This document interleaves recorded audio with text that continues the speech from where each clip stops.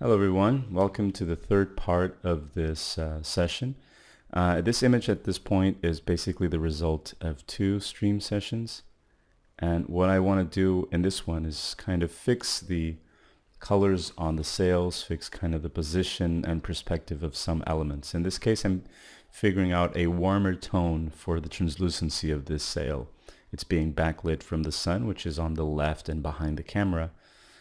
So the color going through the cloth on the sail should be a lot warmer, a lot brighter.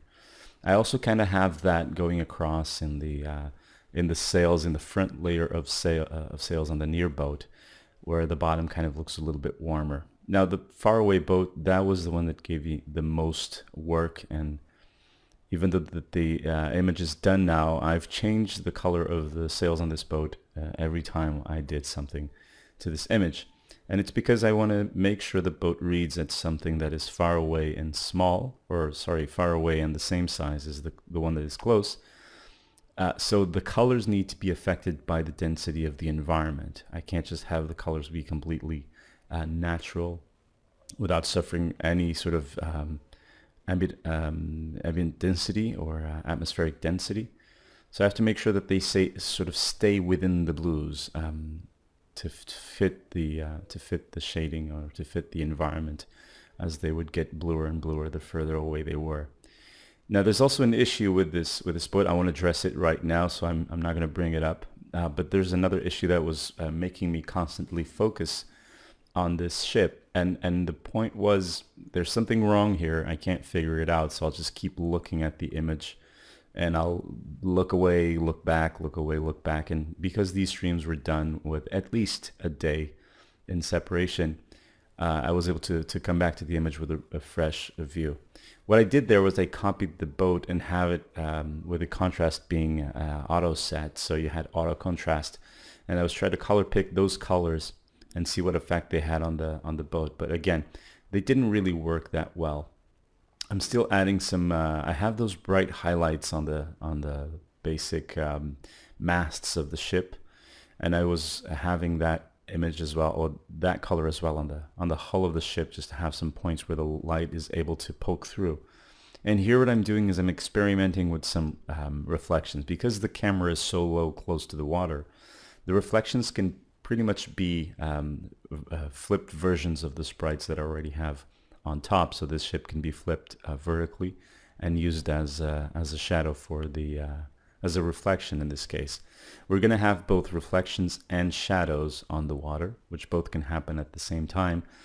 And because it's such a short, the sea is being so foreshortened, it's actually not very complicated to drop in the shadow. It's basically a matter of keeping light away from a specific area of 1 or 2 pixels tall. The issue also with this far ship is, for the longest time I wanted this to look like a pirate ship, or a ship that's not being kept as the Portuguese fleet would be, which is kind of kept pristine, and the big crosses on the sails are sort of like a branding thing, almost like a logo. They would have been well kept and sort of sailed proud.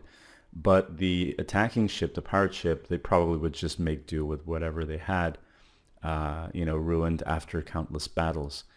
And the action here on this image is that this sail is just being ripped by a cannon shot, and there's a cannon shot that's fell into the water just next to it. And the goal is to kind of give this a little bit more narrative. It's not going to really turn this into something completely different than it was before, but it kind of creates the sense that there's a little bit more than the image is telling. Right now I'm painting some bounced light from the water back onto the top of the nose of the boat, and that's basically for providing with a little bit of detail, giving a little bit of geometry. This is me explaining that the actual Portuguese Naval, I think the name of the ship, or the type of ship, usually had an extra sail under this mast, under the tip mast. But I didn't want to paint it there because it does cover up a lot of the image. At least for this ship, at this angle, it would be cool to have it on a different view, but and I thought about adding it to the far ship, but because this was such a characteristic thing from the Portuguese ships, I didn't want to use that on the far one. What I'm doing here is a series of layers with transparency on. And when I'm trying to create some smoke patterns by overlaying colors, by overlaying white in different transparencies, and that way creating 4 shades of smoke color. And I kind of get this sort of smoky effect.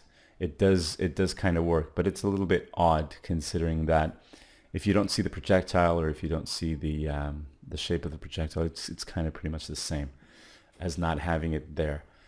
I'm also adding dark tones to the clouds to kind of shade them a little bit better. And this is probably the thing that puts me off of the clouds altogether, and I have to revisit them later on. But the clouds work really well this way because they're a flat shadow, and you kind of read what is facing the light and what is not. And by going in and adding a little bit more detail, which actually I don't go into in this video, it kind of ruins that effect. So what I'm doing is I'm adding some near cloud waves, and I want to get that translucence effect on the water, and that's why the blue that I use here is a little bit more green. This is the end of the video though. I'm getting really close to the end, but I wanted to note that at the end of the stream to sort of let people know what I was planning to do with the water. So I hope you guys enjoyed this, and I'll see you on the next part. Take care.